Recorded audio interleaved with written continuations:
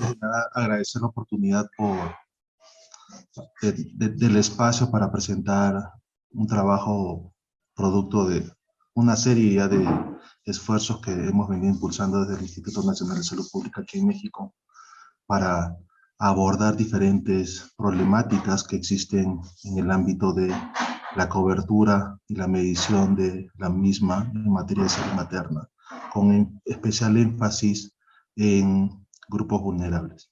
El día de hoy de lo que vamos a hablar es un trabajo que se intitula Disparidad indígena en la cobertura efectiva de atención de la salud materna en México para los últimos 12 años, un análisis de descomposición. Es un trabajo que realizamos en conjunto con otros colegas, los doctores Clara Juárez Ramírez, Sergio Meneses, Iliana Heredia, Nancy Armenta, Emanuel Orozco y Gustavo Nigenda, de distintas instituciones también.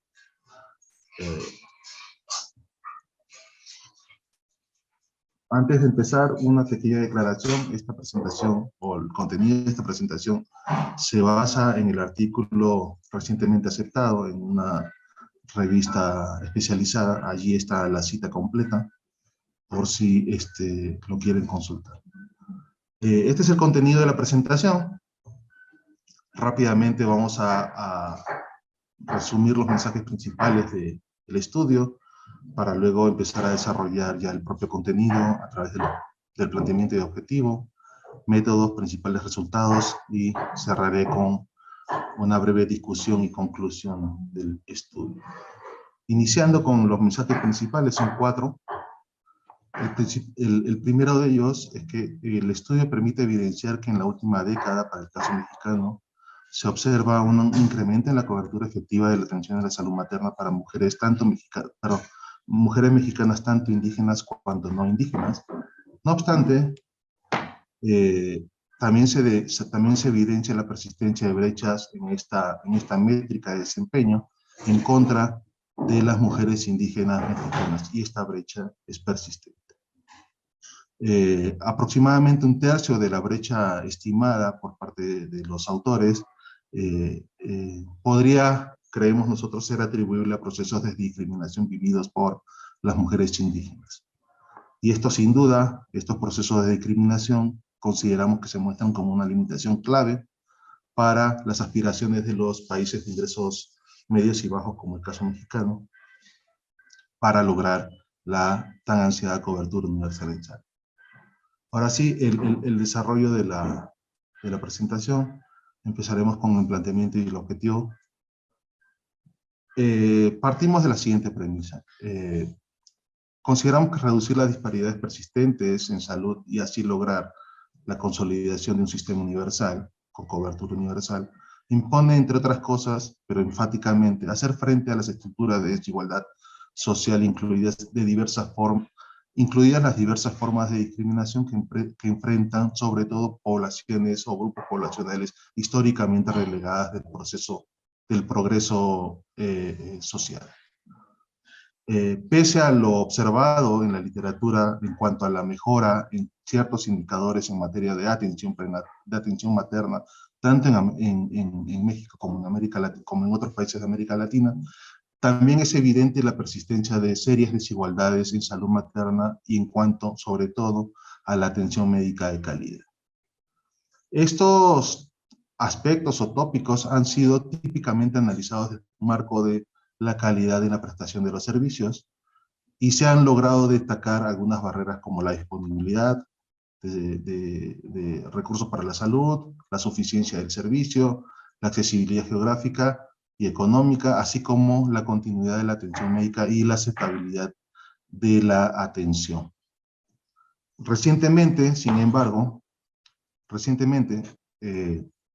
se ha propuesto el concepto de discriminación estructural en el estudio de la respuesta de los sistemas de salud a grupos grupos sociales históricamente diferenciados, ya sea por su condición étnica, racial, o de clase o de género.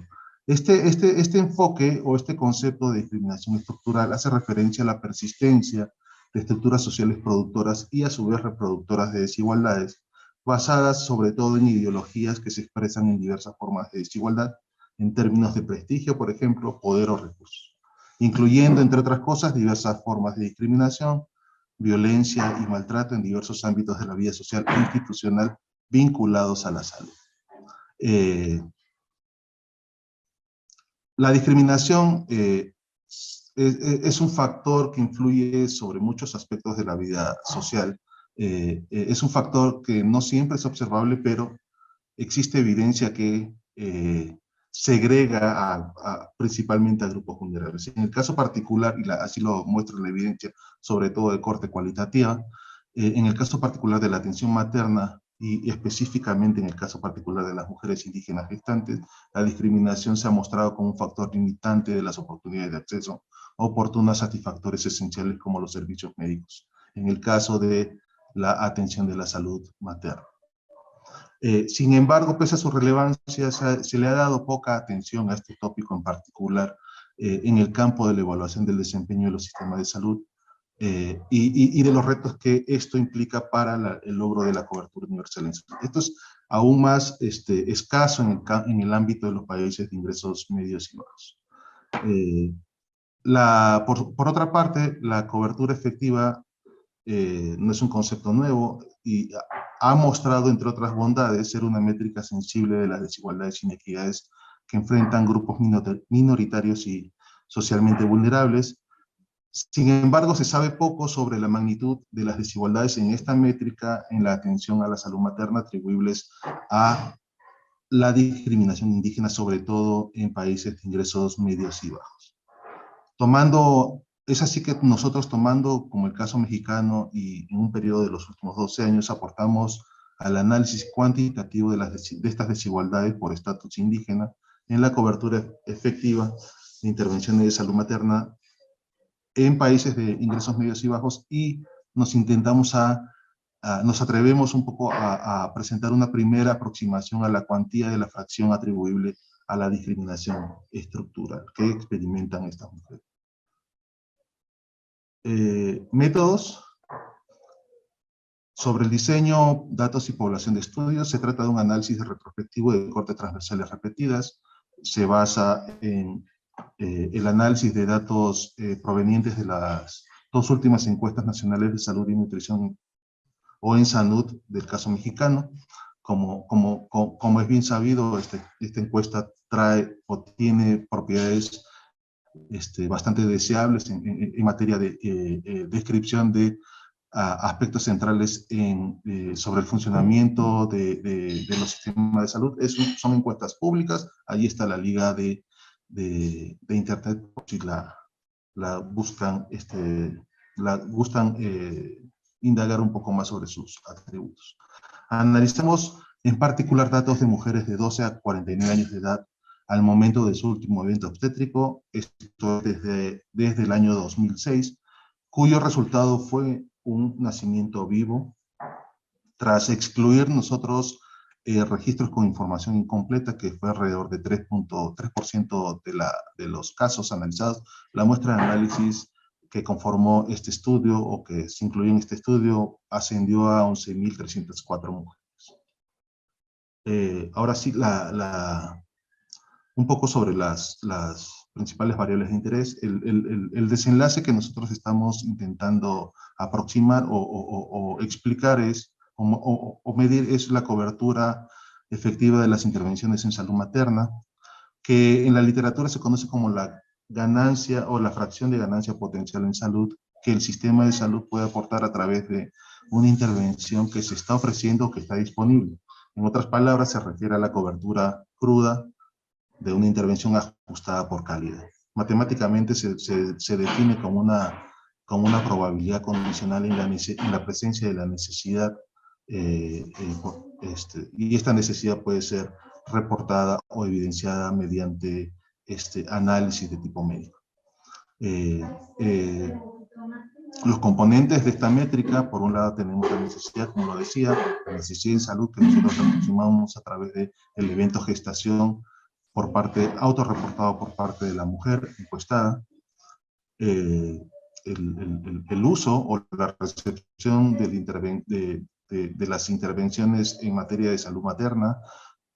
Para esto nosotros empleamos o construimos con base en estudios previos un indicador compuesto no ponderado basado en lineamientos internacionales y en lineamientos que guían la atención de la salud materna en el caso mexicano. Les decía, un indicador compuesto no ponderado de atención continua de la salud materna, o lo que nosotros entendemos como atención adecuada. Y nuestra aproximación de ganancia en salud debido a la intervención específica brindada a las mujeres, para nosotros es la presencia o la ocurrencia de un parto sin complicaciones. Matemáticamente nosotros lo operacionalizamos como el producto de las tres dimensiones de esta métrica. Siguiendo con las variables, nuestra principal variable de exposición es el estatus indígena. Aquí nos ceñimos a los lineamientos normativos existentes en el caso mexicano, o nos intentamos ceñir en la medida de lo posible y lo permitido por parte de las encuestas analizadas, y definimos a las mujeres indígenas como aquellas residentes en hogares cuyo jefe, acompañante o ascendente hablan alguna lengua indígena. Es una concepción parcial, sabemos eso, y que no está completamente alineada a los criterios normativos vigentes en el caso mexicano. Como covariables tenemos 3 niveles de covariables. Por un lado, las individuales son los años de edad al momento del evento obstétrico, el estatus marital, la ser o no ser jefe del hogar, escolaridad, estatus laboral, aseguramiento de la salud, paridad al momento del evento obstétrico analizado, antecedentes de pérdidas, abortos o hijos fallecidos durante el primer año de vida, y el periodo del evento obstétrico. A nivel hogar, incorporamos en el análisis indicadores de participación en programas sociales, como el caso de el extinto programa de transferencias condicionadas Prospera, y un indicador de nivel socioeconómico construido a partir de a partir de un análisis multivariado que involucra todas las características de activos a nivel hogar y condiciones de la vivienda. A nivel contextual o del lugar de residencia, incorporamos en los análisis el tamaño de la localidad de residencia, ya sea rural o urbana, y un indicador de marginación social o de desarrollo social. Sobre el análisis, primero presentamos un resumen descriptivo de las características sociodemográficas y de salud analizados de acuerdo con el estatus indígena. Enseguida presentamos una descripción de los niveles crudos de cobertura de las intervenciones en salud materna de acuerdo con el estatus indígena y el periodo de ocurrencia del evento obstétrico de interés. Enseguida estimamos modelos de asociación para un poco evaluar la influencia del estatus indígena sobre nuestro indicador de cobertura efectiva, y posteriormente realizamos un análisis de descomposición basado en las técnicas propuestas por Blinder y Oaxaca ya hace varios años, pero que para el caso de resultados no lineales hay desarrollos más recientes. En breve, digamos, esta aproximación permite que tras igualar en características observables a mujeres indígenas y a sus contrapartes no indígenas, y de estimar la fracción de la brecha entre estos dos grupos poblacionales derivada o explicada por estas características, esta aproximación metodológica permite estimar aquella debida a factores no observables, o lo que en la literatura económica del ámbito del análisis de los mercados laborales se infiere como discriminación. Y esta magnitud se mide a través o mediante las discrepancias entre los parámetros de los grupos de interés estimados previamente. Principales resultados. Primero, sobre el perfil sociodemográfico y de salud. En comparación con sus pares no indígenas, las mujeres encuestadas y que refirieron residir en un hogar indígena, autorreportaron con mayor frecuencia ser casadas o cohabitantes, tener escolaridad elemental o nula, mayor paridad al momento del último evento obstétrico, no participar en el mercado laboral, ser afiliadas a un esquema también de aseguramiento de la salud extinto, en el caso mexicano, que fue el Seguro Popular, ser beneficiarias de programas de asistencia social, como el caso de también el extinto programa Prospera de transferencias condicionadas, habitar en viviendas de muy bajo nivel socioeconómico y residir en contextos rurales y de mayor deprivación social. Asimismo, estas mujeres reportaron o autorreportaron con menor frecuencia al menos una pérdida o aborto y más frecuentemente más frecuente el autorreporte de un mortinato o un hijo nacido muerto durante el último año de vida. Sobre las coberturas, esta gráfica nos presenta en el eje de la CHES la cobertura cruda estimada a partir del análisis de los datos y el intervalo de confianza. Esto está expresado en porcentajes, y en el eje de las X tenemos todas las intervenciones evaluadas y que son parte del constructo de cobertura efectiva divididas por sus dimensiones: utilización, calidad y al final cobertura efectiva. Entre los indicadores de necesidad, entre los indicadores de uso tenemos el uso, la exposición a los servicios de atención prenatal, la atención prenatal calificada e institucional, la atención prenatal oportuna, frecuente, con contenido suficiente. Enseguida está la atención calificada institucional del parto, la atención prenatal adecuada y calificada e institucional del parto también. Enseguida tenemos el indicador de calidad que nosotros aproximamos a través de la no existencia de complicaciones durante el parto, y al final tenemos el indicador compuesto, digamos, de cobertura efectiva. Lo que podemos observar aquí es que, en términos generales, la población indígena presenta menores niveles de cobertura en diferentes indicadores, pero sobre todo llama la atención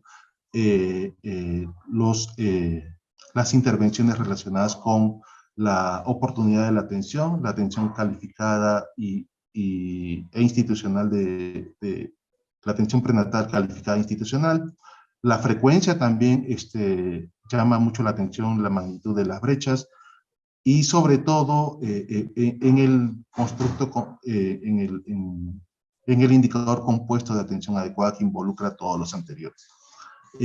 Aproximadamente, a nivel crudo, las mujeres indígenas presentan, o para las mujeres indígenas se estimó un nivel de cobertura efectiva del orden de 40.6% frente a un 55.2% para el caso de las mujeres no indígenas. A continuación tenemos la evolución por parte de... Perdón, Edson, estás con tiempo cumplido. Te pido por favor que completes en un minuto. Gracias. Ok, sí. Tenemos la evolución en los dos periodos de tiempo. Lo que se observa es que para ambos casos, para ambos grupos de población, se observa un incremento en los niveles de cobertura. Sin embargo, persisten los niveles, las diferencias entre ambos grupos.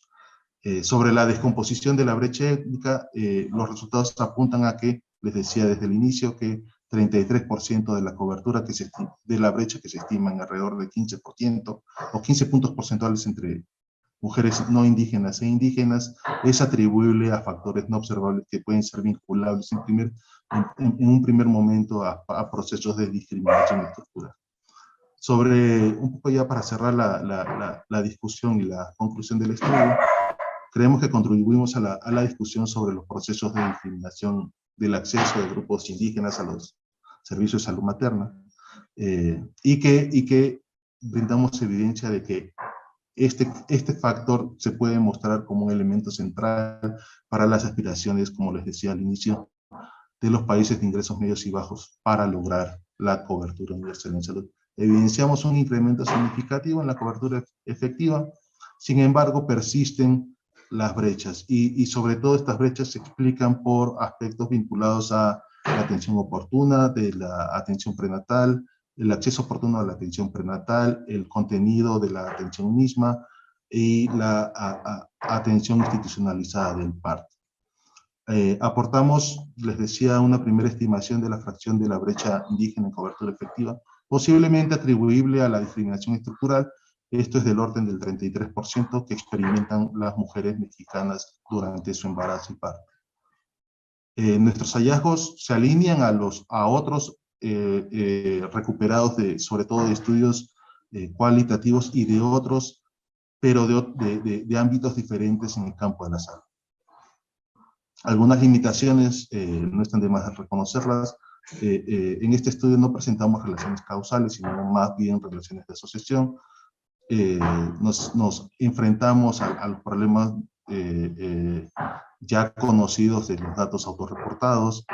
También hay algunas limitaciones en la definición de la población indígena. Pueden existir algunas variables omitidas también en la estimación de la fracción de la brecha atribuible a la discriminación.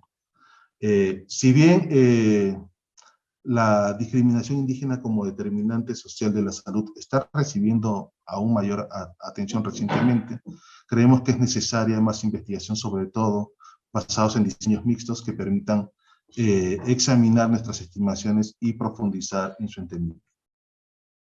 Ya para terminar, creemos que consolidar un sistema universal de salud en países de ingresos medios y bajos requiere un abordaje comprensivo de las diferentes formas de generación de discriminación y desigualdad social, así como sus mecanismos de reproducción y persistencia, máximo en el contexto de disrupción política en la política de salud mexicana y la exacerbación de las desigualdades sociales, producto, por ejemplo, de la pandemia. Para esto será pertinente incluir estrategias explícitas para afrontar las valoraciones y mecanismos de discriminación en las intervenciones de salud materna dirigidas a poblaciones indígenas, priorizando, como les decía, la atención prenatal adecuada, así como la atención institucional del parto. Y además, esto también pasa por migrar hacia métricas mucho más sensibles, métricas del desempeño, mucho más sensibles de los procesos de discriminación que enfrentan, sobre todo, los grupos sociales más vulnerables. No quiero terminar sin antes dedicar el estudio a una colega y amiga muy querida de nosotros, la doctora Sandra Sosa Rubí, que nos dejó de acompañar hace unos meses. Gracias, ahí están los contactos. Estoy a la orden para los comentarios o preguntas.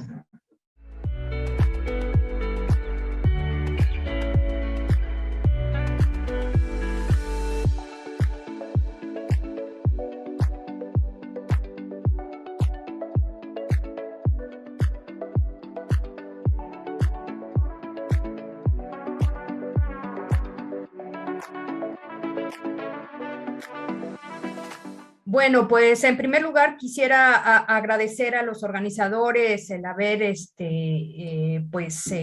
precisamente organizado esta reunión para el intercambio académico de temas tan importantes. Así que pues muchísimas gracias por esta oportunidad. Bueno, el trabajo que les voy a compartir el día de hoy tiene que ver con la calidad de la atención, particularmente en la dimensión de intercambio interpersonal en los servicios de salud. Entonces le hemos titulado Servicios de Salud de Calidad, Trato Digno como Estrategia de Equidad. En este trabajo pues han participado muchos colegas, muchos investigadores. Sin embargo, bueno, pues últimamente nos hemos centrado, este equipo de trabajo que está aquí presente, en desarrollar más tanto las bases teóricas como las bases prácticas u operativas de esta propuesta que hoy les voy a compartir. Bueno, para empezar a enmarcar el problema, quisiera decir que entre las poblaciones indígenas en comparación con las poblaciones no indígenas, pues ubicamos brechas importantes en el campo de la salud, rezagos en este ámbito, que se traducen pues en desventajas básicamente para la población indígena.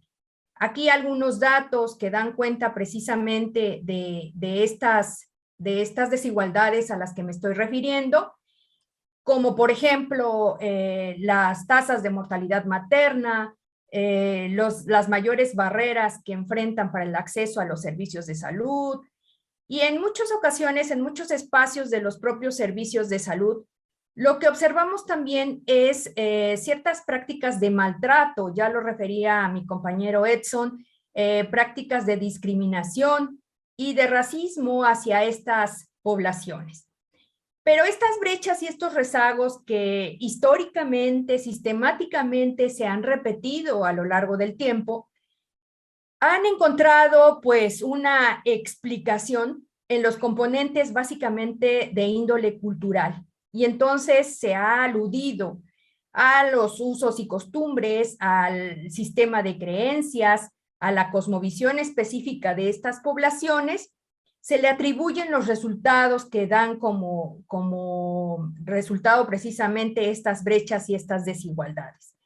Entonces, lo que estamos identificando es básicamente un reduccionismo al ámbito cultural, es decir, las poblaciones indígenas tienen peores indicadores de salud precisamente pues por todas estas prácticas y percepciones que acompañan o que son propias a la identidad indígena.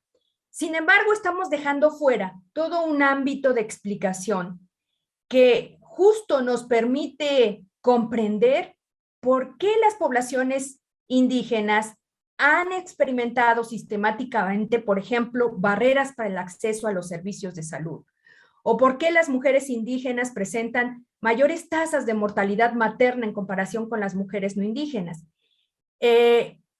Cuando tratamos de explorar en los argumentos de índole cultural, no encontramos razones suficientes que nos permitan comprender estos rezagos y estas brechas en los indicadores de salud.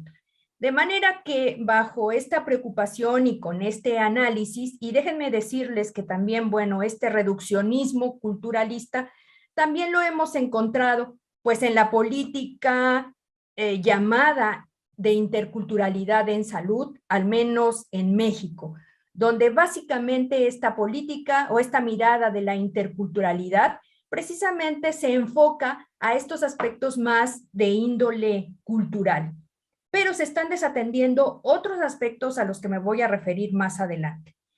A partir de esto, entonces, recuperamos las funciones y los objetivos del sistema de salud. Funciones que tienen que ver con la generación de recursos, el financiamiento, la rectoría, pero también hay un ámbito muy importante que es la prestación de servicios.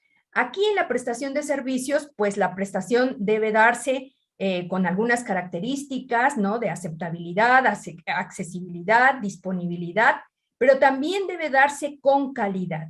Y aquí me refiero justamente a esos dos ámbitos de la calidad, a los aspectos técnicos, pero también a los aspectos interpersonales. Y en esos aspectos interpersonales, pues un elemento muy importante es precisamente brindar la atención de manera digna, es decir, con trato digno. De esta forma estaríamos contribuyendo o estaríamos fortaleciendo precisamente este objetivo ya identificado para los sistemas de salud. ¿Por qué es importante esto? Precisamente por estas estructuras que subyacen a estas desigualdades y a estas brechas a cuyos datos me refería hace un momento.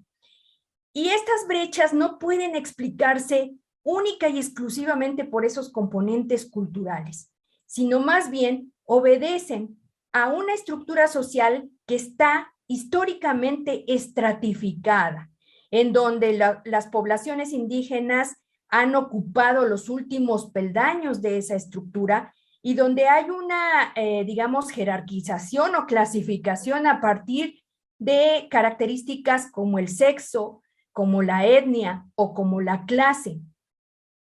Esto genera prácticas de discriminación y racismo hacia estas poblaciones. Han estado excluidas de diferentes ámbitos de la vida social. Y estas prácticas y estas ideologías de discriminación permean también los espacios de los sistemas de salud. En estos espacios donde se brinda atención a la población, también podemos identificar estas prácticas de maltrato y discriminación durante el proceso de atención. Y es justamente en ese ámbito de la calidad interpersonal de la atención donde nuestro equipo de trabajo se ha centrado particularmente para desarrollar una estrategia que permita de alguna manera mejorar esa calidad y tener un efecto sobre un mejoramiento en la salud de las poblaciones indígenas.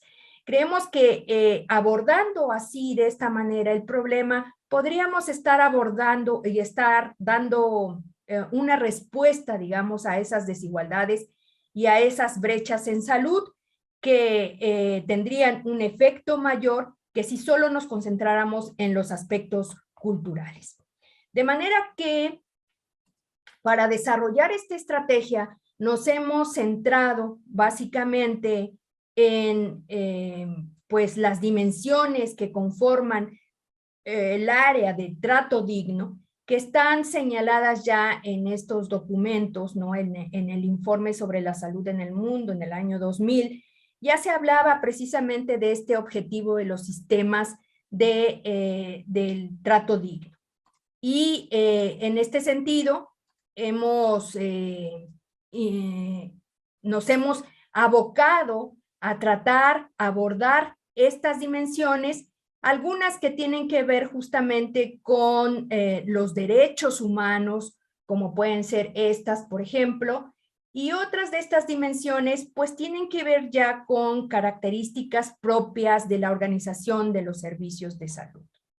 Entonces, a partir de estas dimensiones es que hemos desarrollado una iniciativa en salud que permita justamente, bajo esta mirada de las estructuras productoras y reproductoras de desigualdad, que permita, abordando estas dimensiones y reflexionando primero en la identificación de las mismas, en sus efectos, y también en la identificación de estrategias que permitan de alguna manera, pues, transformarlas.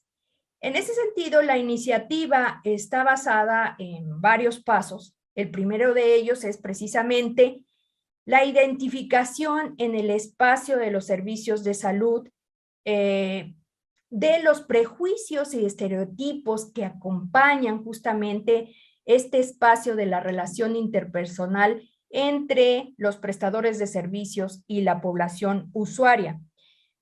Primero quisiera señalar también que esta iniciativa está dirigida básicamente al personal de salud, que atiende en espacios donde precisamente va la población indígena. Esta iniciativa pone énfasis en estos prestadores más que en la propia población, porque también hemos identificado que en muchas estrategias dirigidas al mejoramiento de la calidad o de la salud misma, están enfocadas en la población, como si la población fuera el problema mismo.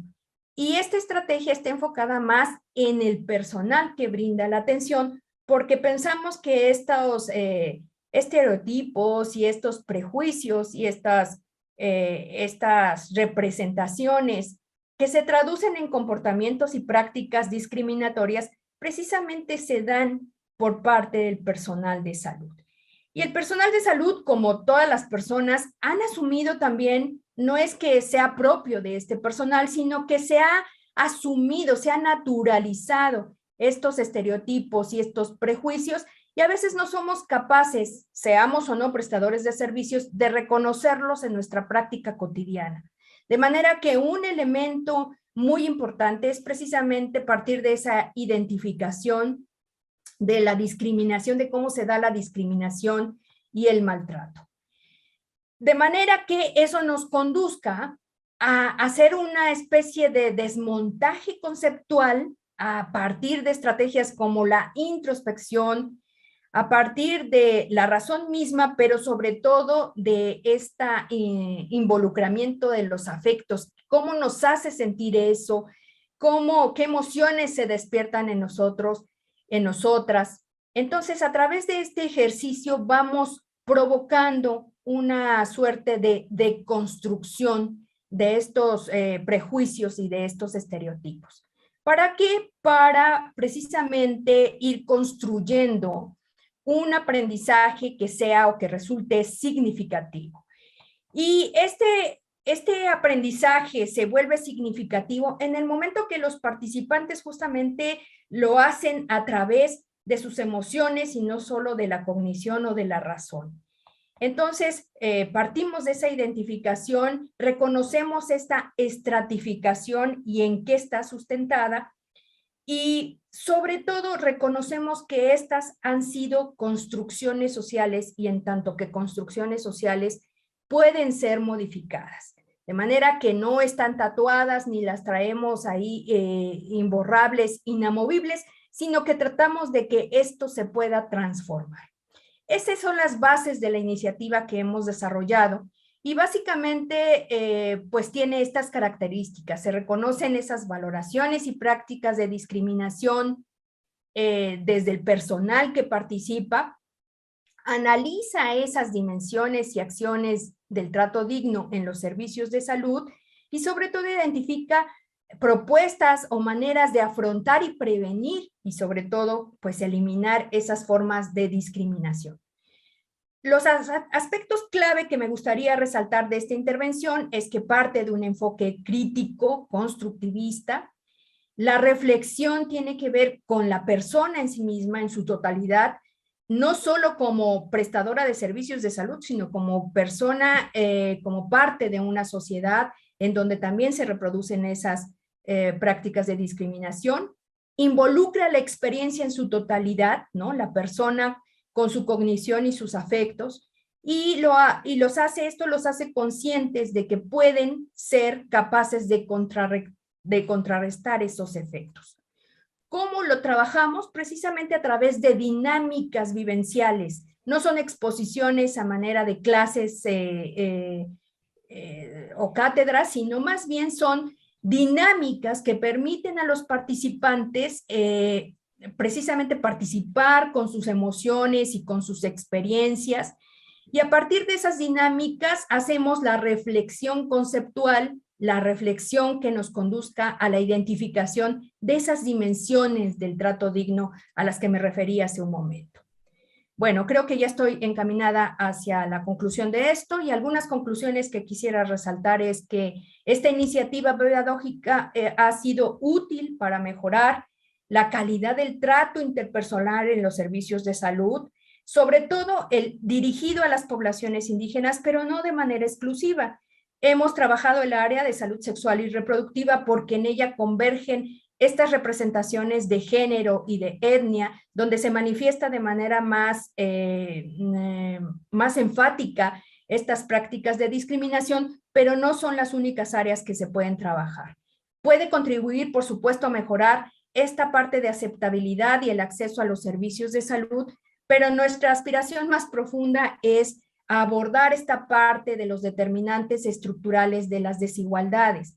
Solamente abordando esta parte y desarrollando estrategias que permitan afrontar estas estructuras, creemos que podemos contribuir precisamente a generar o a crear sociedades más justas y contribuir en este sentido a la equidad en salud. Bueno, pues hasta aquí dejaría mi presentación y estoy abierta a las preguntas y comentarios que tengan. Muchas gracias.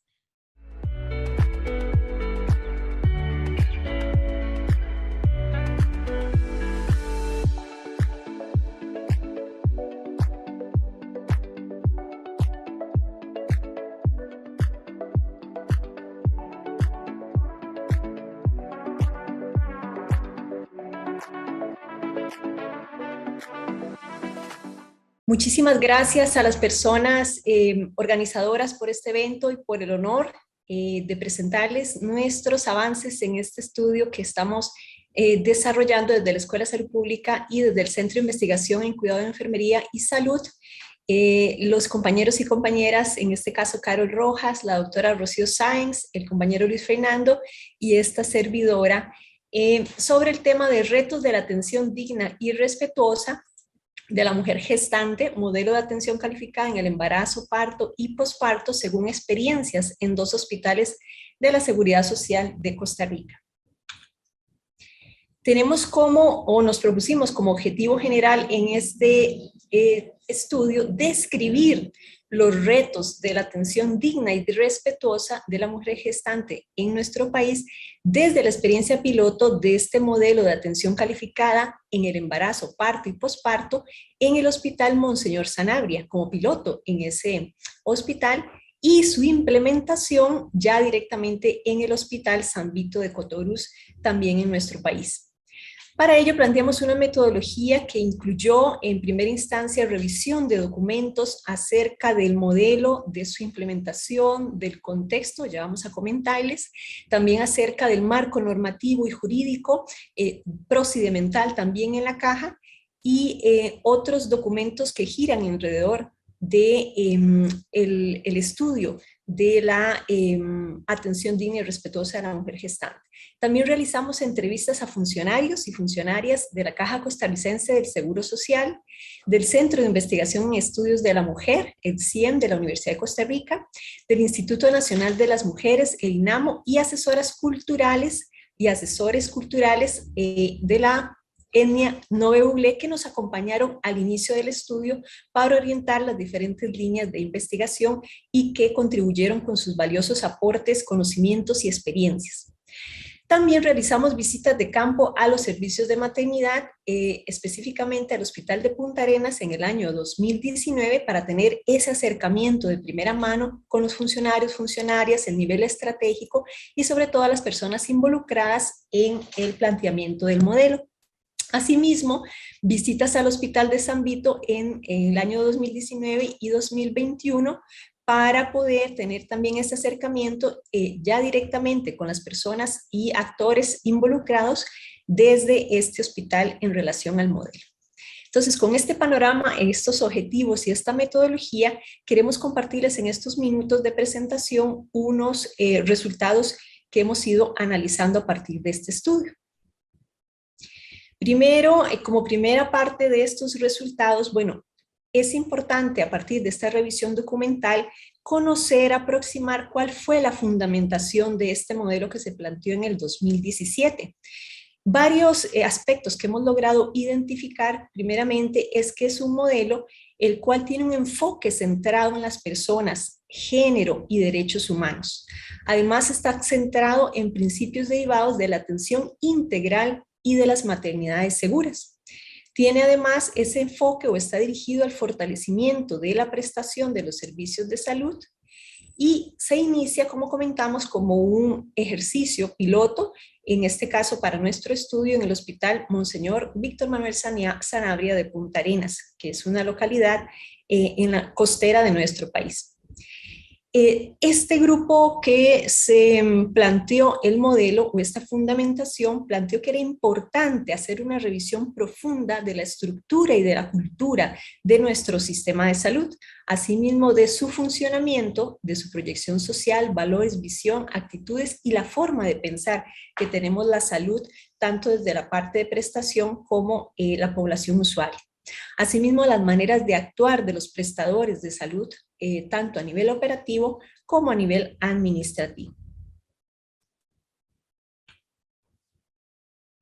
Asimismo, otros aspectos, acontecimientos del contexto que logramos identificar en esta revisión documental relacionadas con el modelo, están relacionadas con aspectos generales de cómo se ha manejado, cómo se ha entendido, cómo se ha intervenido la mortalidad materna en nuestro país, en Costa Rica.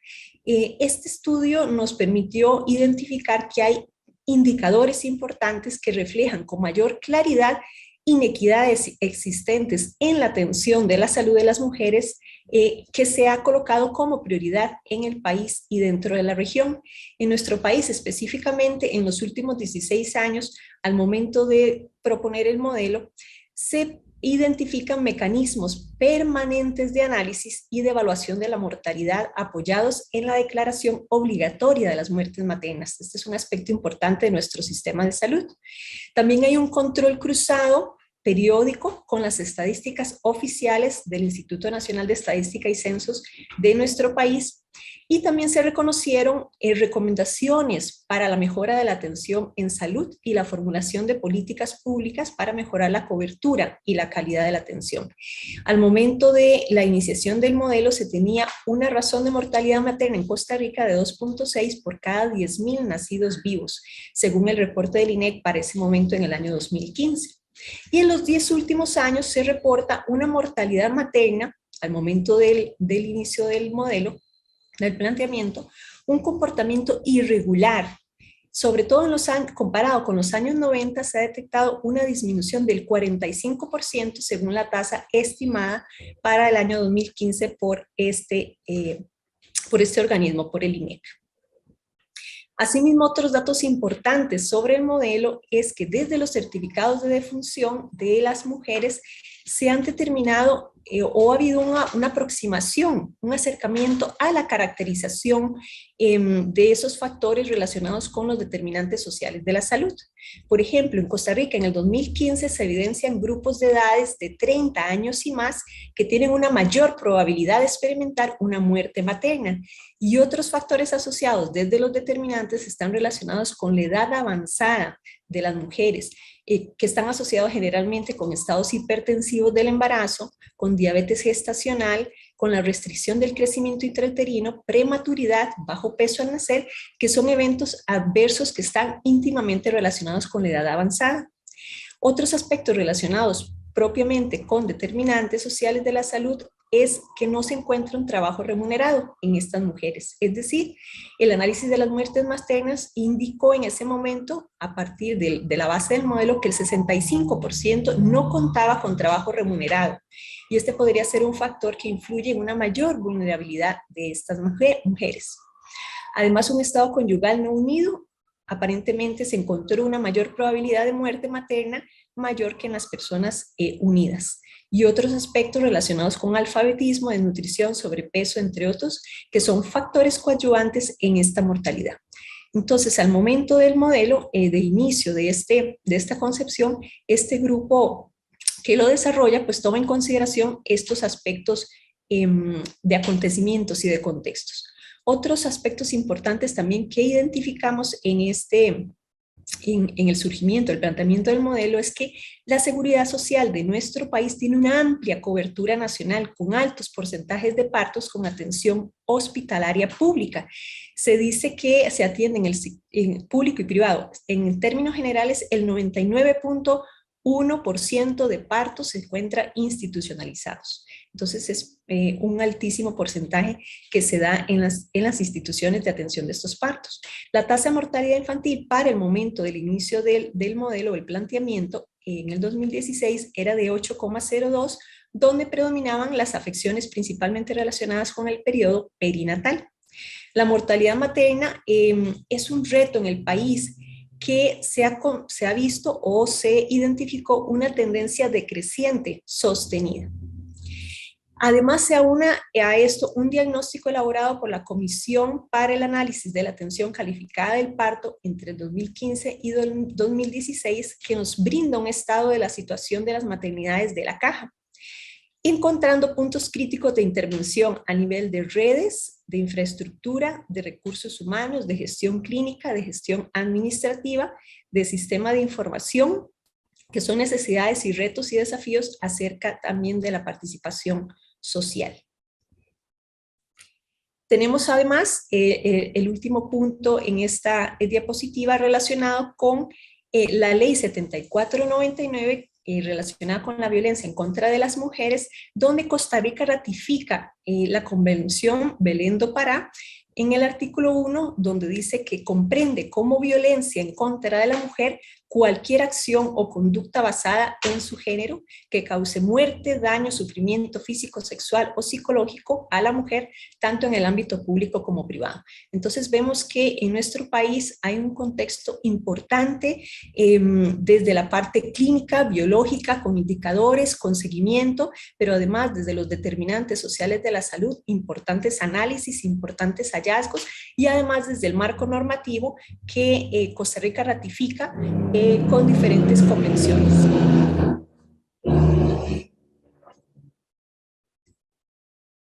Otro aspecto importante a destacar en los acontecimientos que surgen alrededor del modelo es que la violencia obstétrica se coloca en el debate público para el 2015 con una intervención importante de la institucionalidad costarricense representada en este caso por la Defensoría de los Habitantes y además la Universidad de Costa Rica y la Sala Constitucional, entre otros, con un objetivo común de propiciar un cambio en la conducta del sistema médico hospitalario del país. Se realiza una audiencia pública frente a la Comisión Interamericana de Derechos con presencia de la sociedad civil y del Derecho Internacional, del Centro de Investigaciones de Estudios de la Mujer y de la Universidad de Costa Rica.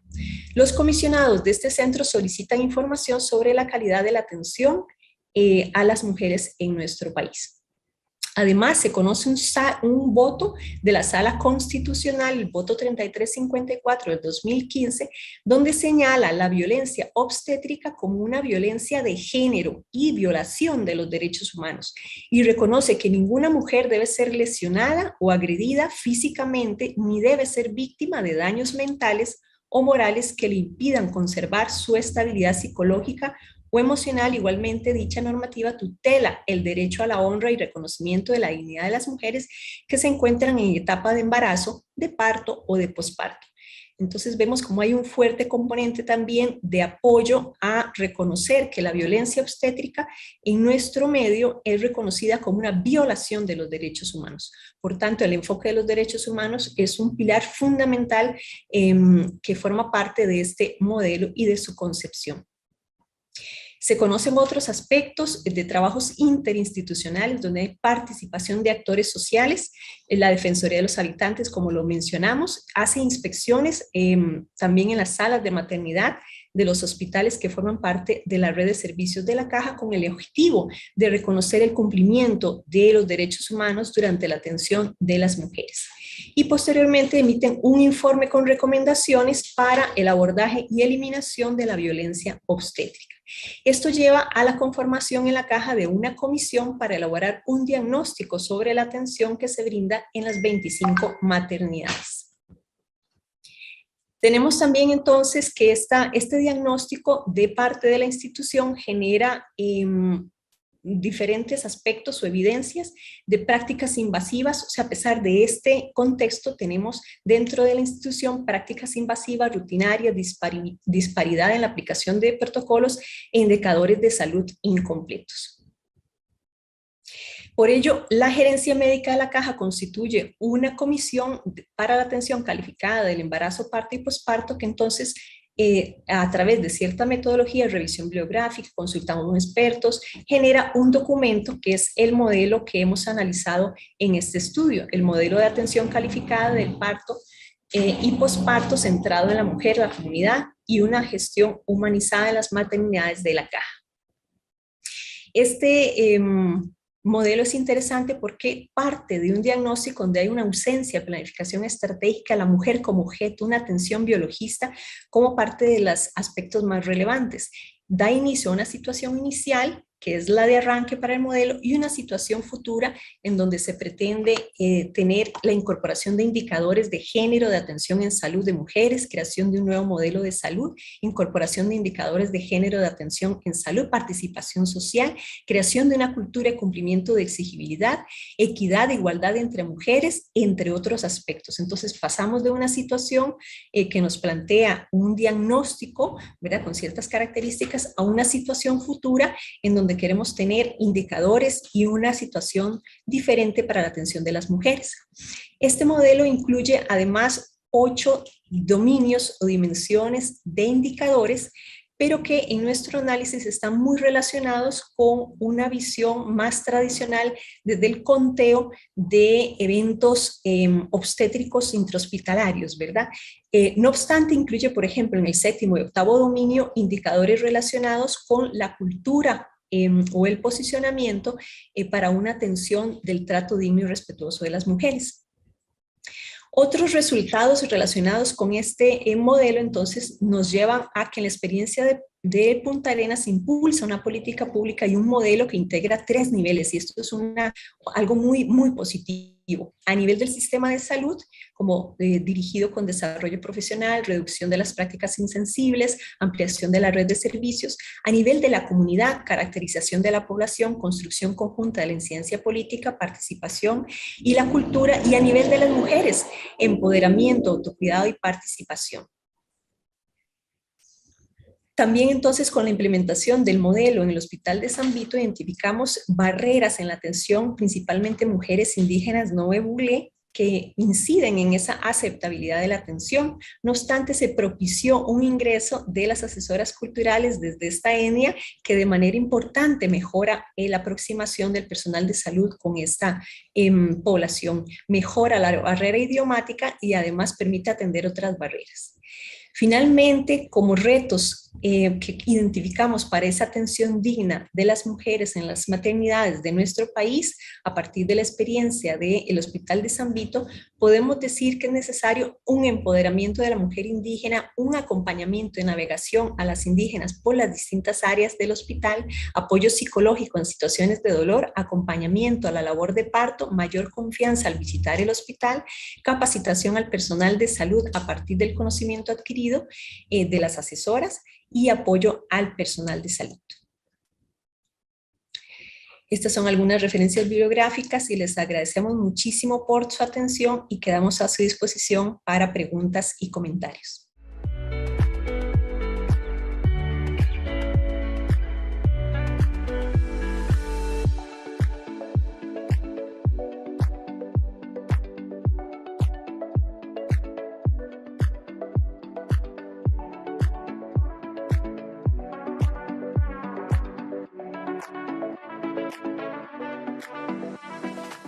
Nosotros vamos a presentar, bueno, y el título de nuestra ponencia es Parto Respetado en México, la experiencia de la atención a poblaciones rurales en el estado de Chiapas. Y cabe mencionar, bueno, vamos a ver lo de la agenda, la introducción y contexto, vamos a observar dónde nos localizamos, el objetivo de nuestro estudio, los métodos, resultados y finalizar con las conclusiones.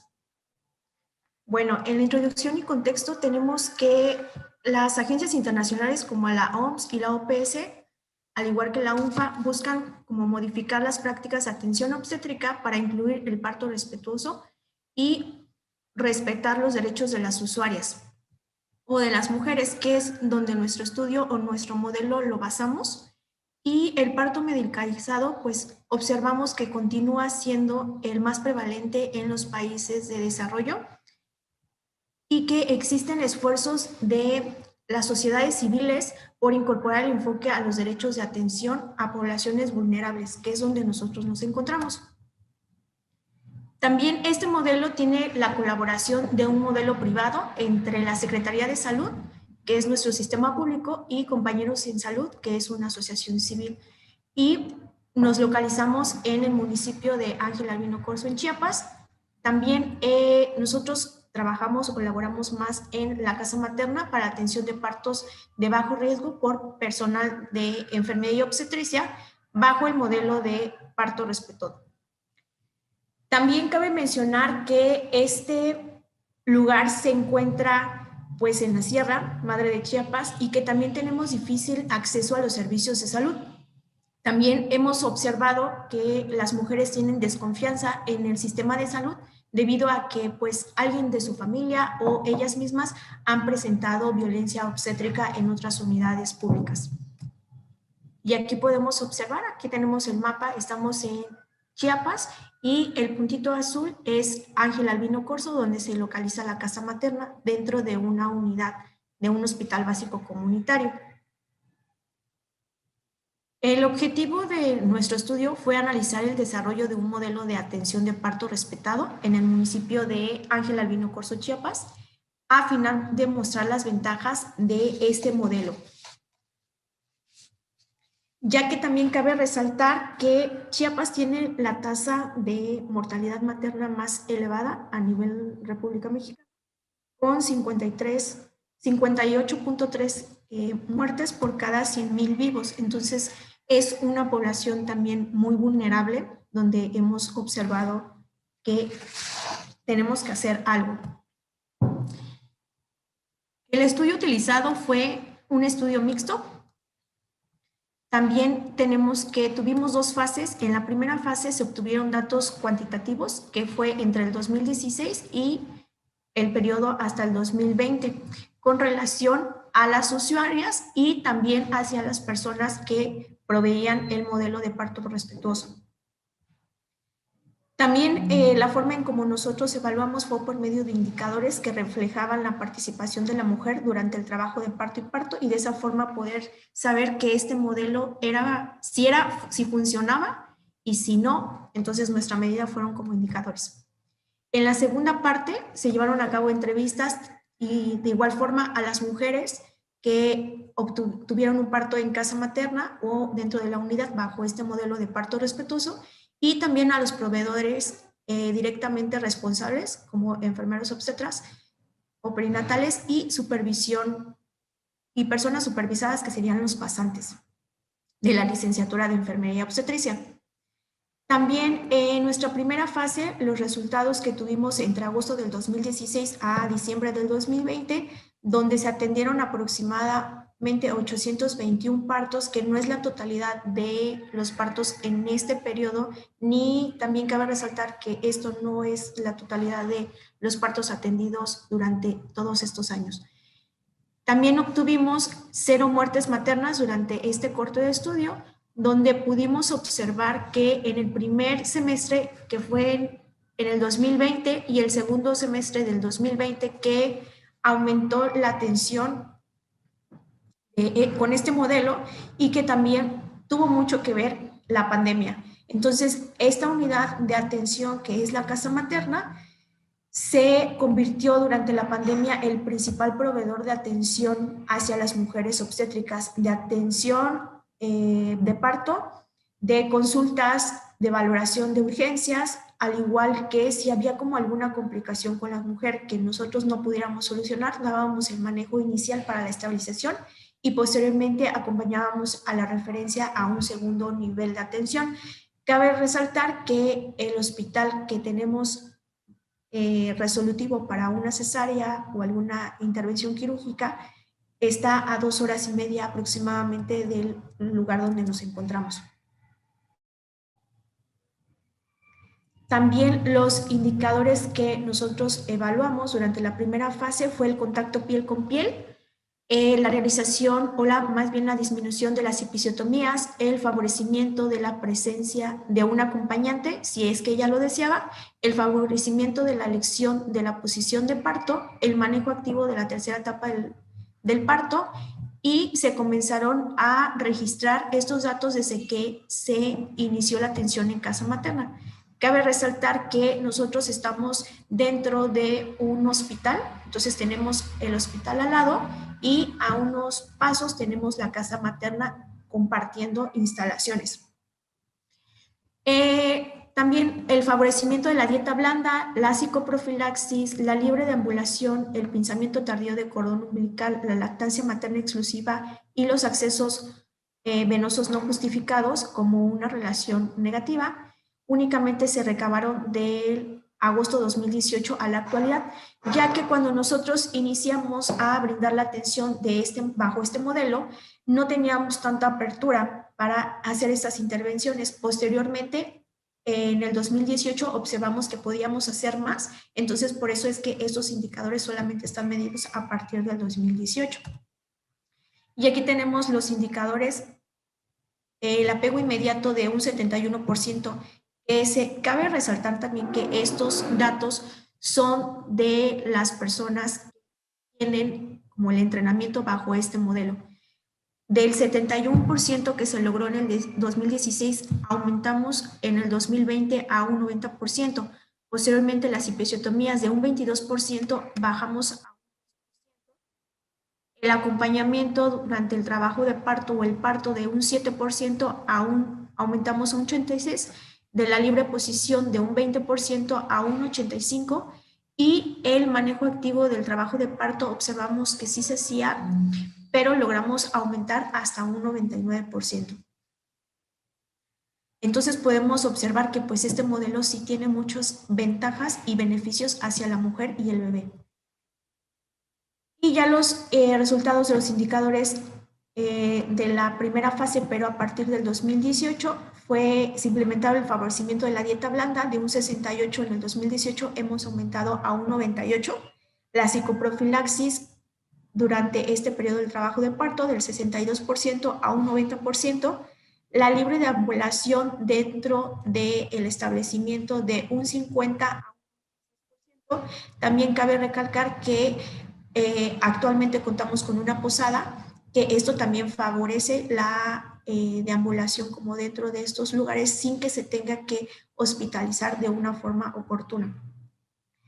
El pinzamiento tardío de cordón, también de un 78% a un 92%, y la canalización venosa no justificada de un 54% a un 3%. Esto también todos estos indicadores han sido un gran reto también para el personal que pues ha brindado o se ha normado bajo el parto medicalizado. Entonces sí ha sido grandes retos, pero hemos visto las mejorías en la atención. También podemos observar que aquí, durante el periodo que se observa el incremento de partos con un acompañamiento y familiar y el aumento de partos en la posición elegida por la mujer. También aquí podemos observar que cuando iniciamos a atender partos bajo este modelo por este tipo de personal capacitado, en el 2016 teníamos un 6.9 y hemos aumentado en el segundo semestre, en el 2020, un 85.8%. Entonces también podemos como ir viendo la evolución tanto de la mejora de los indicadores como también el empoderamiento del personal que está brindando esta atención y que también hemos dado resultados para que se pueda seguir trabajando y mejorando la atención.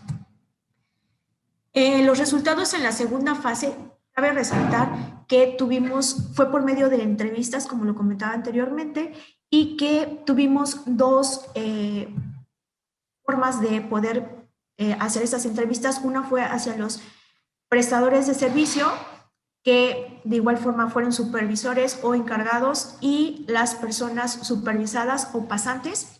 En uno de ellos cabe resaltar este comentario que respecto a los médicos, de hecho ellos se referían a mí con respeto y me preguntaban cosas que ellos no sabían. Entonces aquí podemos también observar el empoderamiento de también el personal que brinda esta atención bajo el modelo de parto respetuoso. Y a las mujeres también se les hicieron entrevistas en las cuales pues mostraron la satisfacción por la atención, y uno de los comentarios que resaltó en esas entrevistas fue: la atención es única, las camillas son más cómodas, dejan pasar a los familiares. Hace 3 años no era lo mismo y se deja ver que las reglas cambiaron. Ojalá no se equivoquen. Esto fue de octubre de 2018 y cabe resaltar que también nuestro modelo busca dar confianza a las mujeres, que ellas tengan la confianza de bajar a casa materna y que sepa que hay personal que las escucha, que escucha sus peticiones, que aboga por ellas, que les da acompañamiento. Bueno, y en nuestras conclusiones, que son un poco limitantes, también pues observamos que la presencia de los egos en la selección de las informantes y sus opiniones en el componente cualitativo. También los sesgos de los investigadores, pues ellos controlaron como mediante la triangulación de sus interpretaciones. También tenemos que la muestra cuantitativa no representa el total de partos atendidos en el municipio ni en el estado. Entonces también no es posible como generalizar los resultados a una población más alta, y el análisis cuantitativo nos permite identificar los cambios de las prácticas de parto respetuoso que también interfieren en las descritas respecto a los responsables de los cambios observados. También los resultados son promisorios con relación a la posibilidad de incorporar el enfoque en los derechos de las mujeres con apoyo de personal capacitado y entrenado en este modelo, y también sensible a las necesidades de las mujeres. También nosotros, cabe resaltar que la localización que se encuentra el municipio de Ángel Albino Corzo, tenemos mujeres que son migrantes aparte de las mujeres indígenas y de las mujeres que tienen vulnerabilidad y que están viviendo a las redondas de la cabecera municipal. También es importante continuar realizando estos estudios para tener más evidencias acerca de este modelo de parto respetuoso y que se permita a los sistemas de salud incluir estos modelos y que también las personas líderes o tomadoras de decisiones sean quienes puedan ver estos estudios y se pueda implementar la atención de parto respetuoso a nivel nacional o regional. Nosotros siempre comentamos que si funciona en Jaltenango, que es una sierra, puede funcionar en cualquier lado. Entonces podemos observar, y es algo que nos deja este estudio, que puede realizarse el cambio de la atención obstétrica poniendo a la mujer en el centro de nuestro cuidado o de nuestra atención. Sería todo de mi parte. Gracias.